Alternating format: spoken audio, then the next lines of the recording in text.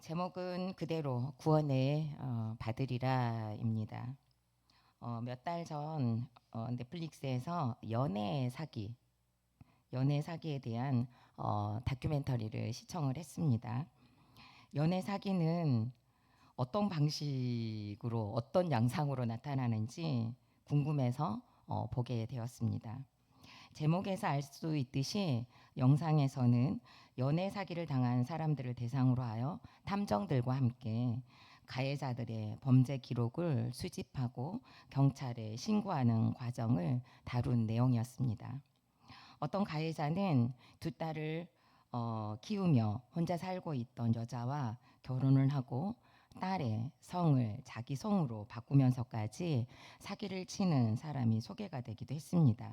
조사를 해보니 그 사람은 의사 자격증도 상실된 사람이었는데도 다른 주로 또 이주해서 교수로 일을 하고 있더라고요. 거기에 나오는 피해자들은 한결같이 몰랐다고 했고, 어떤 사람은 상대방의 이름으로 금융권에서 많은 돈을 대출하기도 했고, 또 자기 스스로 대출을 받아서 가해자인 그 사람에게 주기도 했습니다. 시간이 지나고 나서야 그것이 사기였음을, 그 사람이 돈을 뜯어내기 위한 연기였음을 알았습니다. 사기라는 것을 알고 난 후 믿었던 만큼의 배신감에 극심한 스트레스와 분노, 그리고 증오, 자책에 빠지고 많은 대출금을 갚아야 하는 생활고까지 겪으면서 일상생활이 어려운 상대 그런 사람들도 있었습니다.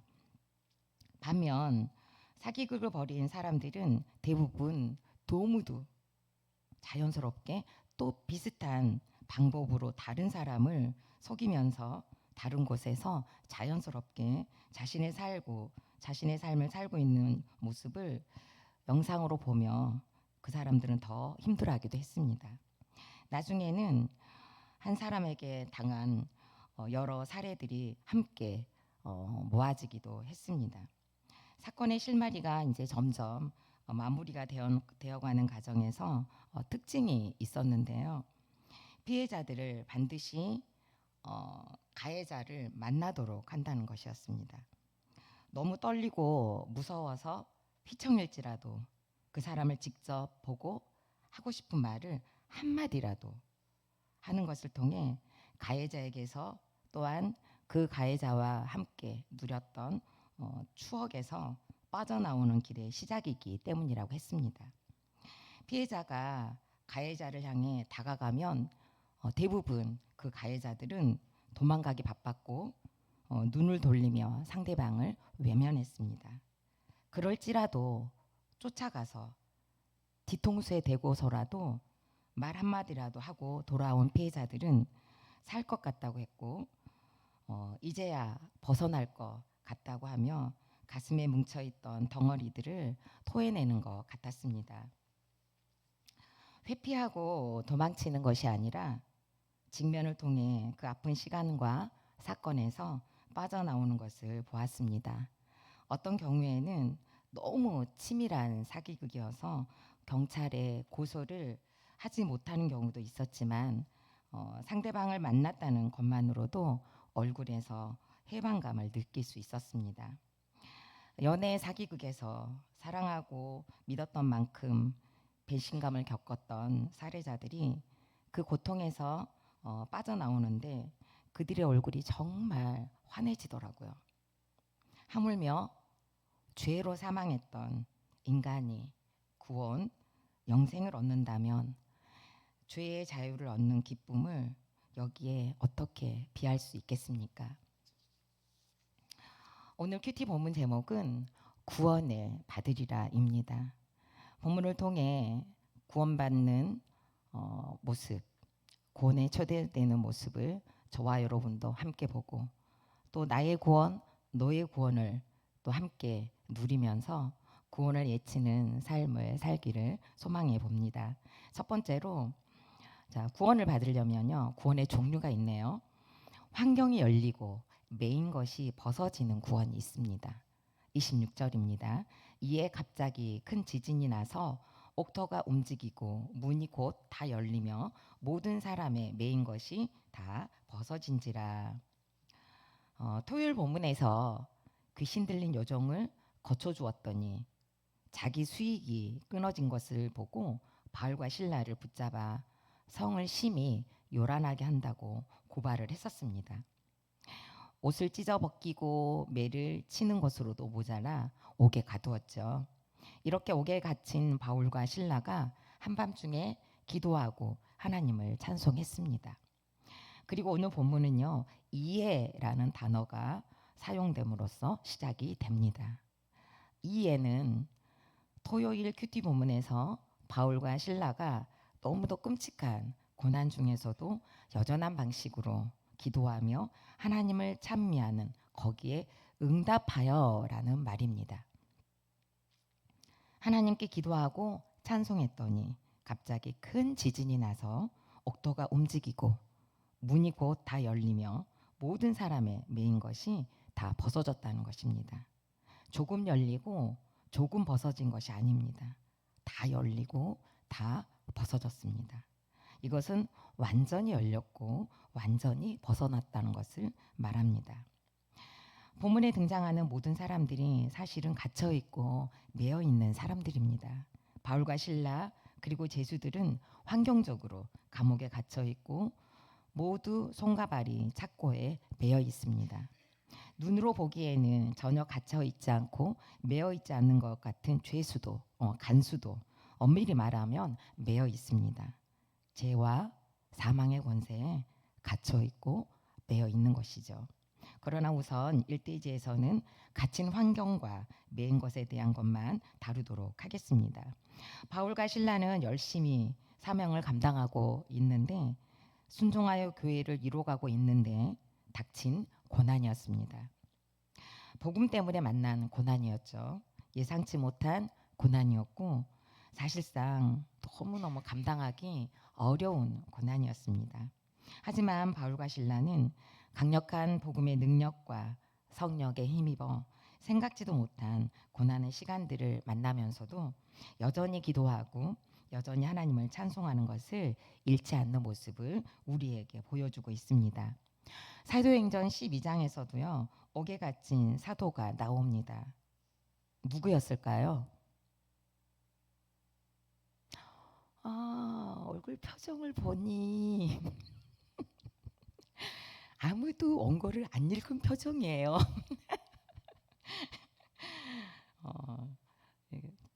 저는 여기에다가 뭐 퀴즈를 나가도 될까요? 이렇게 썼거든요. 작은 선물이라도 준비할까 생각을 해보지만 어떨지 모르겠습니다. 설교 원고를 작성할 때는 소소한 것이라도 준비할까 하고 있었지만 원고가 다 작성한 다음에 다시 읽어보고 분위기가 아닐 것 같은 생각이 들면 아마도 이 대목의 원고가 사라질 수도 있습니다라고 썼거든요. 순물을 준비한다면 굉장히 고민을 했어요. 근데 그걸 썼다가 원고를 보내주잖아요. 이미 답을 알고 계시겠구나. 그러면 굳이 선물을 준비할 필요가 없겠구나 라고 생각을 했습니다. 아쉽습니다. 알고 있는 분 계실까요? 사도행전 12장에서 옥에 갇힌 사도는요 누구냐면 베드로예요. 물어봤으면 알았을까요? 지금 바울과 실라에게 일어났던 현상과는 좀 달라요. 베드로가 갇혔을 때는 교회는 베드로를 위해 간절히 하나님께 기도했어요. 그리고 주의 사자가 호련히 나타나서 베드로의 옆구리를 쳐서 깨웠어요. 급히 일어나라고 하면서 쇠사슬을 벗어지도록 해주셨죠. 그런 다음 천사가 일일이 말을 해요. 신을 신어라, 겉옷을 입어라, 따라와라. 그리고 베드로를 데리고 겹겹이 보초를 서고 있는 간수들을 지나서 마지막 쇠문까지 데리고 나와 문을 열어주고 안전한 곳까지 인도하고 난 후에 천사는 사라집니다. 그러나 오늘 바울과 실라는 베드로 때와는 완전히 다르죠. 큰 지진이 일어났고 그 큰 지진 때문에 옥토가 움직였어요. 문이 그래서 다 열렸죠.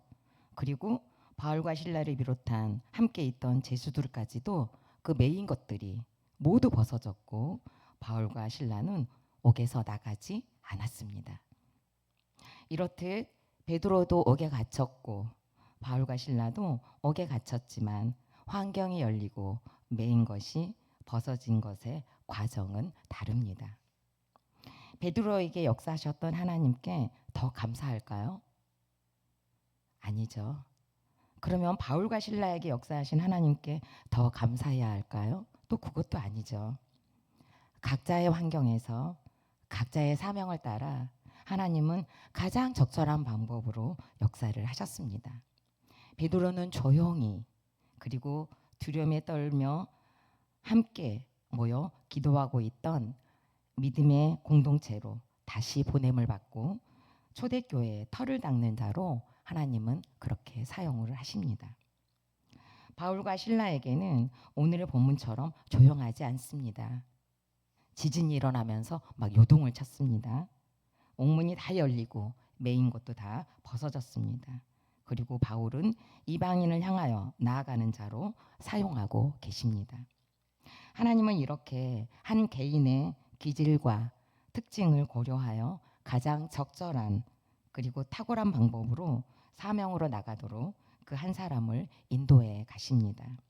그 과정에서 사람이 감당할 수 없는 고난과 사건을 만나면 그 사람이 갇힌 환경에서 문을 열고 메인 것을 풀도록 하시는 것이 아니라 하나님께서 역사하셔서 열어주시고 벗어지도록 해주십니다. 환경이 열리고 메인 것이 풀어지기 전에 어떤 일들이 주변에서 일어났을까요? 베드로가 옥에 갇혔을 때는 교회 공동체가 간절히 하나님께 기도했습니다. 교회 공동체는 잡혀간 베드로를 보고 얼마나 놀랐겠습니까? 너무너무 두렵고 무서웠을 거예요. 걱정과 염려로 마음이 편치 않았을 것입니다. 이런 두려움과 걱정이 하나님을 간절히 찾게 했습니다. 베드로가 잡혀간 것처럼 우리도, 나도, 내 형제도, 내 친구도 잡혀갈 수 있다는 사실 앞에서 저절로 무릎이 꿇어지고 간절해질 수밖에 없었습니다. 바울과 신라도 옥에 갇혔죠. 성경학자들은 지금 바울과 신라가 갇힌 감옥은 지하 감옥이라고 합니다. 이곳은 사형수들만 가두는 곳으로 나올 수 있는 유일한 방법은 죽어야만 나올 수 있다고 합니다. 사람의 힘으로는 도저히 나올 수 없는 깊고 어두운 감옥이었습니다. 그러다 보니 바울과 신라도 하나님께 기도하는 것 외에는 할 수 있는 것이 사실상 없었습니다. 그리고 이들은 여기에 갇히는 순간 여기서 죽을 수도 있겠구나. 그래서 더 간절하게 기도를 했을 것입니다. 정말 간절하게 기도했을 거예요. 이제 시작된 복음 전파를 위해서도 뜨겁게 기도를 했을 겁니다. 바울과 신라는 기도를 한 후에 힘을 얻고 그 힘으로 하나님을 찬송했습니다. 우리 공동체도 이와 같은 일들이 일어나고 있습니다. 각 가정과 직장 그리고 관계, 요즘 들어 특히 건강의 감옥에 갇히게 된 베드로들이 너무 많습니다. 그리고 바울과 신라들도 많이 있습니다. 지금 여기에 모인 우리 중에서 내가 베드로일 수도 있고 바울과 신라일 수도 있습니다. 내 가족이나 목원이 베드로가 되어 있고 바울과 신라가 되어 있는 분들이 계시다면 우리는 무엇을 해야 할까요? 갇혀있는 베드로가 있다면 교회 공동체가 되어 간절히 우리의 베드로를 위해 기도해야 할 것입니다. 그리고 바울과 신라처럼 하나님께 기도를 해야 할 것입니다. 깊은 감옥, 도저히 나 스스로 빠져나올 수 없는 곳, 신선한 공기라고는 찾아볼 수 없는 감옥, 가망성이라고는 한 점도 없는 칠흑 같은 감옥에 갇혀 있다면 우리가 함께 기도할 것을 권합니다. 그리고 공동체도 역시 이 시간 함께 기도할 것을 부탁을 드립니다. 오늘 또 기도 제목을 보니 폐암이라는 감옥으로 끌려간 성도님이 계십니다. 조금 전에 말씀드렸듯이 건강이라는 감옥에 갇혀 있는 분들이 너무너무 많이 있습니다. 우리 교회뿐이겠습니까? 밖에 나가면 너무너무 더 많을 것입니다. 저와 여러분도 언제든지 만날 수 있는 감옥입니다. 그들의 감옥이 아니라 나의 감옥이 될 수 있기에 내 일이 되어 간절히 기도하라고 공동체가 이렇게 아프고 수고하고 있는 것 같습니다. 이에 갑자기는 그냥 일어나지 않습니다. 옥토가 움직이는 일도 그냥 일어나지 않습니다. 문이 다 열리는 것도 그냥 일어나지 않습니다. 메인 것이 다 벗어지는 일도 절대 그냥 일어나지 않습니다. 교회가 베드로를 위해 간절히 기도할 때, 바울과 실라가 되는 또 내가 간절히 기도할 때, 당신도 간절히 기도할 때 하나님께서는 가장 적절한 시간, 카이로스 시간을 차면 이에 갑자기 지진을 일으키고 호련히 천사를 보내시며 구원을 위해 환경을 열어주시고 구원을 위해 메인 것이 벗어지도록 역사하실 것을 믿습니다. 질문합니다. 나는 지금 어떤 깊은 감옥에 갇혀 있습니까? 내가 할 수 있는 것은 기도할 것이라는 것이 믿어지십니까? 기도의 자리에 잘 붙어간다면 이에 갑자기 다 열리고 다 벗어지는 일이 나에게 일어날 것을 믿습니까? 나에게 감옥에 갇혀 있는 가족과 공동체가 있습니까? 그를 위해 내가 지금 당장 간절히 기도해 주어야 할 사명이 있다는 것을 인정하십니까? 함께 울고 애통하며 기도할 것을 결단하시겠습니까?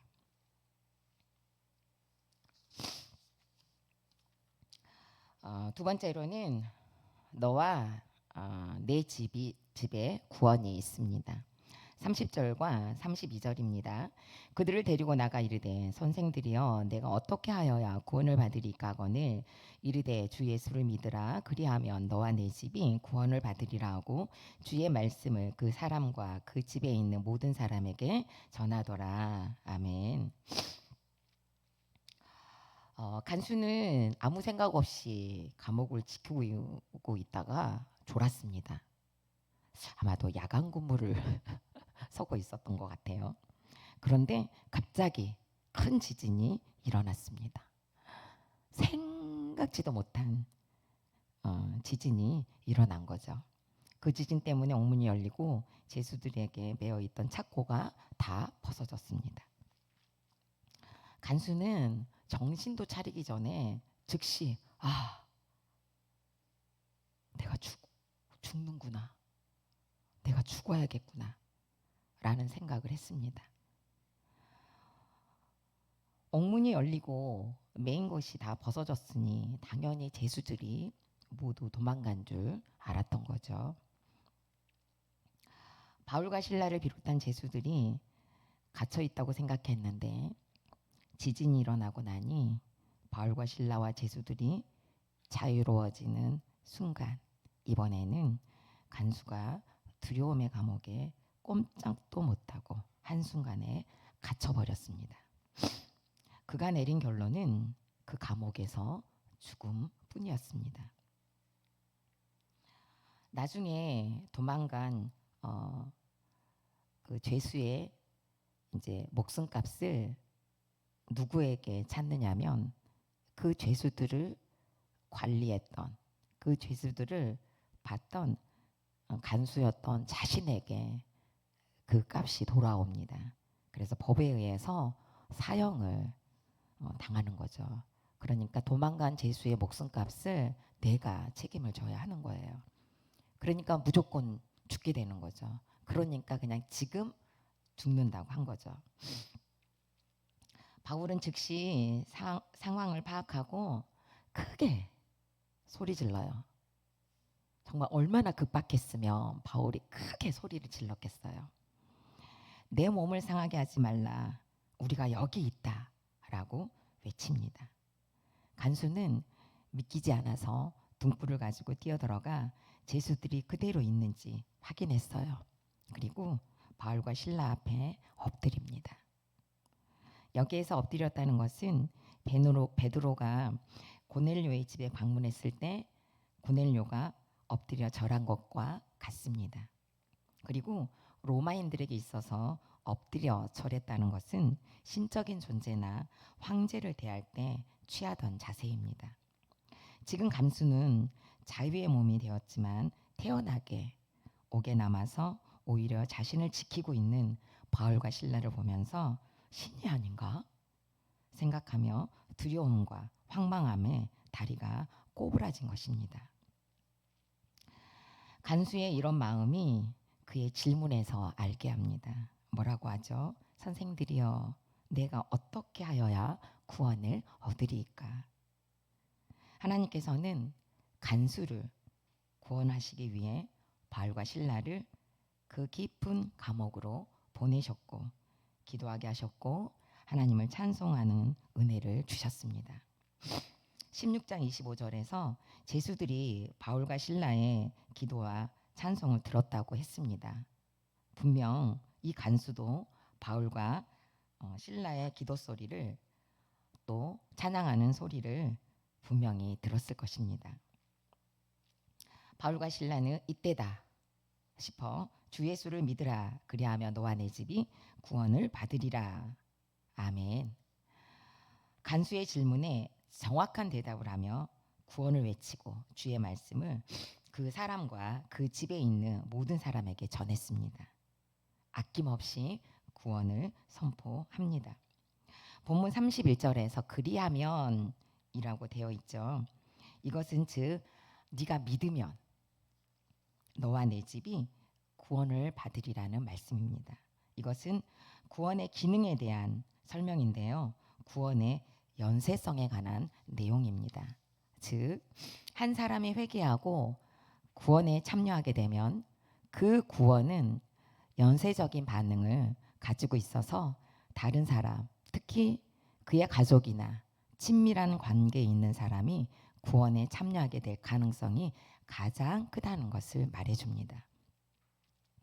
한 사람의 구원은 그의 구원으로 말미암아 주변에 영향력을 미치게 되어 구원의 가능성을 열어주는 것으로 쓰임받는 것을 의미합니다. 구원받은 그 한 사람의 사명이 얼마나 중요한지를 깨닫게 합니다. 그래서 인생의 목적은 구원입니다. 그리고 우리가 태어난 목적도 구원입니다. 반면 나 한 사람이 구원받은 자로 온전히 살아내지 못할 경우에는 구원이 더디 오게 하는 자가 될 수 있다는 것이기에 사실은 굉장히 무서운 말씀이기도 합니다. 간수가 칼을 가지고 자결하라는 말씀을 묵상하면서 저는 어린 시절이 떠올랐습니다. 애정결핍이라는 감옥에 갇혀 우울하게 살았던 시간이었습니다. 10살의 어린 나이에 겁도 없이 집을 나가면 살 것 같아서 가출을 시도했고 11살에는 이 나라를 떠나면 살 것 같아서 또 집을 나섰습니다. 그러다가 12살에는 집을 나갈 수도 없다는 생각에 그러면 한 가지 방법, 농약을 먹고 죽어야겠다는 생각을 하기에 이르렀습니다. 그 당시 농번기 철이어서 농산일을 도우러 잠깐 집에 오셨던 아버지께서 닫혀있던 창고의 문을 열어 젖히시면서 제 손에 들려있던 농약을 보고 아니 네가 어떻게 그것을 갖고 있냐? 그러면서 그걸 이렇게 가져가셨어요. 그리고 저는 창고에서 나왔습니다. 어두운 창고를 빠져나오면서 살았다라는 생각을 했던 것 같습니다. 그때 아버지가 들어오셨을 때 그 빛이 엄청나게 밝았던 것이 지금도 또렷하게 기억에 있습니다. 그리고 딸이 입시를 겪으면서 자해를 하고 침대 밑에서 회칼이 나오고 학원 건물 옥상에 올라가 죽고 싶다고 울면서 수시로 전화를 걸어왔던 시간이 떠올랐습니다. 저는 딸의 우울과 자해의 시간을 지나면서 어릴 때 죽으려고 했던 시간을 처음으로 회개했습니다. 하나님의 마음이 이토록 아팠겠구나 라는 생각을 처음으로 한 것 같습니다. 내 마음대로 내 몸을 상하게 하려고 했고 목숨을 내 것으로 여겼던 악한 죄를 죽으려는 딸의 모습을 보고 비통해하며 회개했습니다. 그리고 딸에게 너도 나중에는 이 사건을 회개할 날이 올 것이라고 나누기도 했습니다. 바울과 실라, 간수가 함께 지금 감옥에 있습니다. 구원을 외치는 자로, 복음을 듣는 자로 함께 있습니다. 저도 딸도 고난이라는 감옥에 갇혀 있었고 교회 공동체가 함께 있어 주었던 시간이었습니다.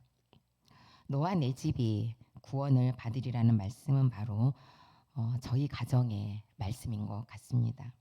딸은 그 시간을 지나 겨우겨우 공동체에 붙어가고 있고 아침마다 출근도 하고 있습니다. 그러나 여전히 예배에는 연약합니다. 그나마 은혜로 진짜 달랑달랑 정말 달랑달랑 붙어가고 있습니다.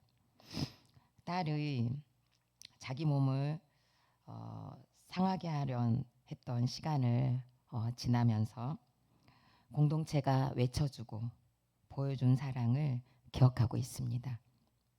성도님들을 보면 마음이 그렇게 편했다고 합니다. 그리고 진짜 편한 분은 목사님이라고 합니다. 여러분들 이해가 가세요?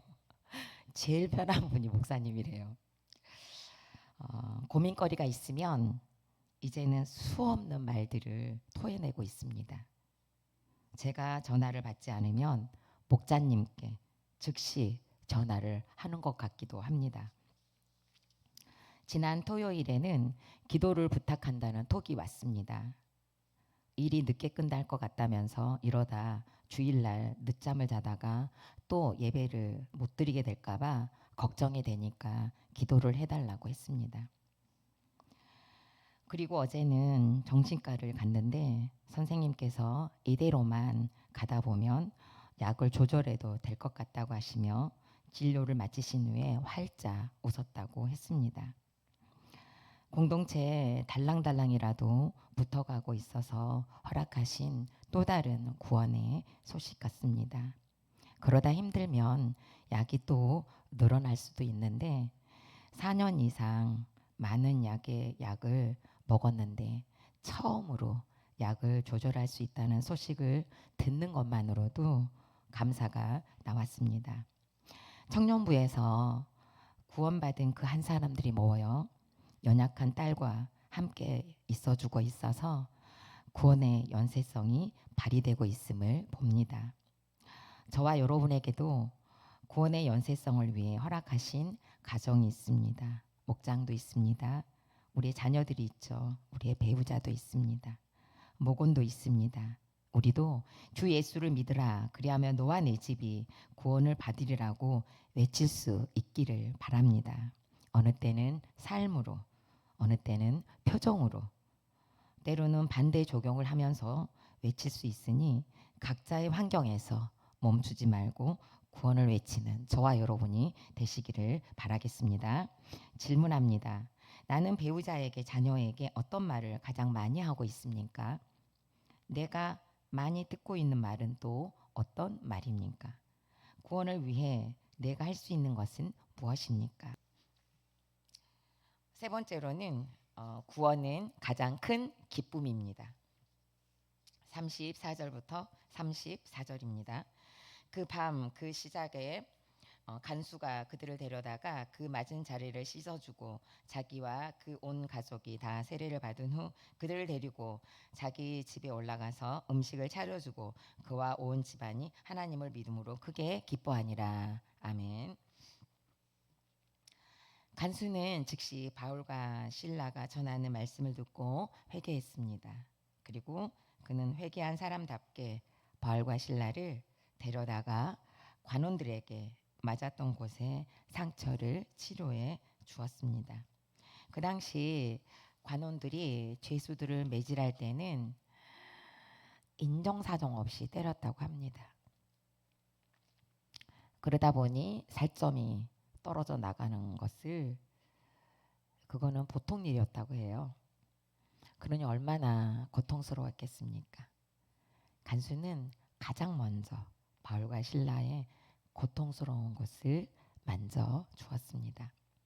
그리고 간수는 그 다음으로 자신을 비롯한 온 가족이 세례를 받습니다. 참으로 복음은 위대한 능력입니다. 간수가 제수가 전하는 복음을 듣고 믿고 제수에게 세례를 받았습니다. 일반적인 상식으로는 절대 일어날 수 없는 일이지만 복음의 능력은 상식과 지식을 이렇게 뛰어넘습니다. 간수는 여기에서 멈추지 않습니다. 바울과 실라를 데리고 자기 집으로 갑니다. 그동안 감옥에서 얼마나 허기졌겠어요. 바울과 실라에게 정성껏 음식을 차려주고 그와 함께 하나님을 믿는 것으로 크게 기뻐했다고 합니다. 어찌 보면 지금 간수는 매우 위험한 행동을 하고 있습니다. 죄수를 집에 불러들이는 일은 로마 법정으로부터 어떤 처벌을 받을지 알 수 없습니다. 그러나 간수는 이것을 두려워하지 않습니다. 도리어 구원받은 일로 인하여 기뻐합니다. 감옥에서 간수로 일했을 때 바울과 실라가 그곳에서 기도하며 하나님을 찬송했던 것처럼 이제 자신이 그 가족들과 함께 그리고 바울과 실라와 더불어 하나님을 믿었으므로 크게 기뻐하는 자가 되었습니다. 바울과 실라도 하나님의 역사를 보며 구원 때문에 크게 기뻤을 것입니다. 구원은 가장 큰 기쁨입니다. 간수는 구원의 기쁨을 가족 공동체와 함께 먹고 나누는 것으로 나타났습니다. 바울과 실라도 함께 했으니 가족 공동체를 넘어선 교회 공동체가 되어 있는 모습을 봅니다. 간수는 구원의 기쁨을 공동체와 함께 음식을 나누며 온 가족과 그 구원을 누렸습니다. 칼빈은 34절의 말씀을 이렇게 해석을 해주고 있습니다. 좀 길지만 읽어드리겠습니다. 그 믿음의 내적인 결과가 설명되고 있다. 그가 상관들로부터 받았던 명령과는 반대로 사도들을 친절하게 영접하고 자기 받을 형벌에 대한 두려움을 갖지 않을 뿐만 아니라 그들을 자기 집에서 친절하게 대접했을 때 그는 자기의 믿음이 쓸데없는 것이 아님을 증거했다. 반면에 누가가 여기서 말하고 있는 그 기쁨은 모든 사람이 자기 믿음으로부터 얻는 독특한 축복이다. 불안한 양심보다 더욱 고통스러운 괴로움도 없다. 왜냐하면 믿지 않는 사람들이 모든 수단을 써서 자기의 감정을 무디게 하려고 하지만 그들은 하나님과 화평을 갖고 있지 않기 때문에 초조해질 수밖에 없기 때문이다. 그러나 그들이 당장 고통을 겪지 않더라도 반대로 난폭하고 구속이 없는 방족으로 환락에 빠진다 하더라도 결코 평안을 얻을 수 없고 밝은 기쁨을 얻지 못한다. 그러므로 우리가 하나님의 호의를 받을 때 순전하고 오래가는 기쁨은 오직 믿음으로부터만 온다고 했습니다. 칼빈은 간수에 누리고 있는 기쁨을 오직 믿음으로부터만 오는 독특한 축복이라고 해석했고, 순전하고 오래가는 기쁨은 오직 믿음으로부터만 온다고 했습니다. 구원의 기쁨은 그래서 축복입니다. 우리가 가장 누리고 또 누려야 할 축복인 것입니다.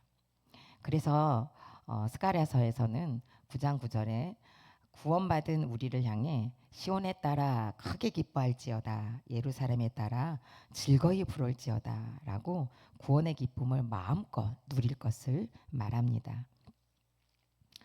저는 이번 주 화요일에 겉바속물 목장과 날마다 설거지 목장의 식구들이 모여서 식사하는 자리에 초대죠.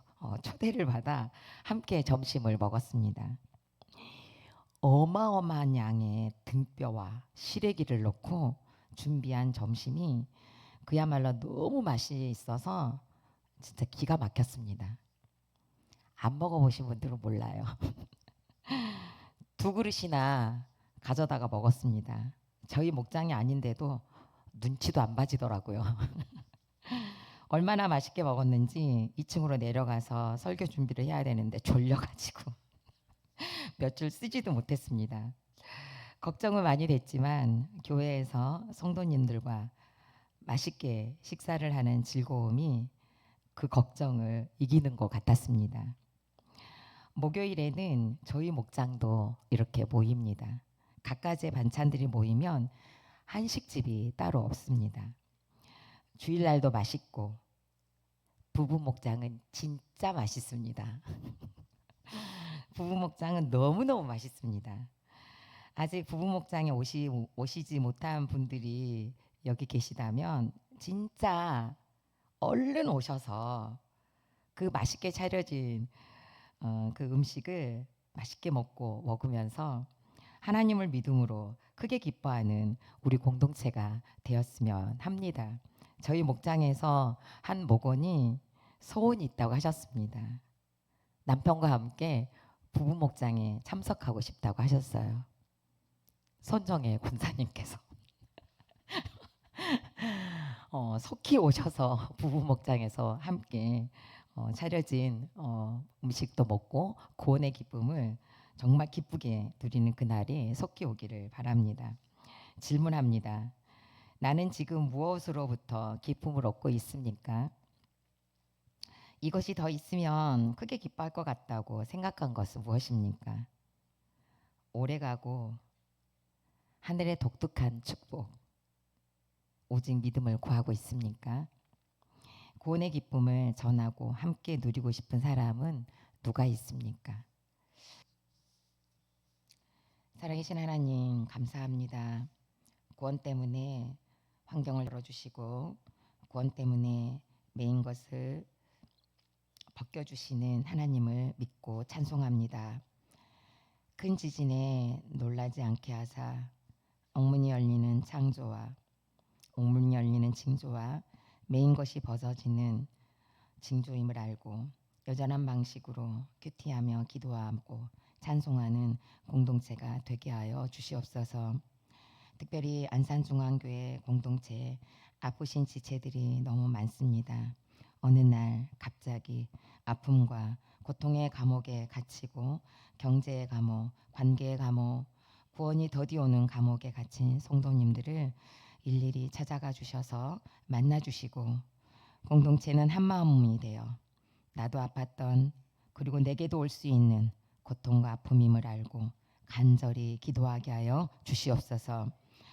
내가 믿으면 너와 내 집이 구원을 받으리라는 축복의 말씀이 모든 성도님들과 가정에 풍성한 열매가 되도록 믿음으로 말미암아 얻는 큰 기쁨을 누리고 외치며 간증함을 가도록 은혜 위에 은혜를 더하여 주시옵소서.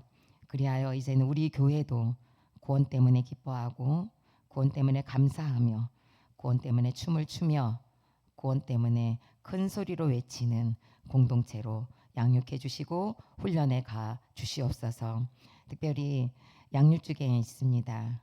양육자와 동반자를 하나님 만나 주시고 찾아가 주셔서 이 양육을 통하여 하나님 앞에 더 가까이 더 깊게 더 풍성히 구원을 누리는 그 시간들이 될 수 있도록 역사하여 주시옵소서.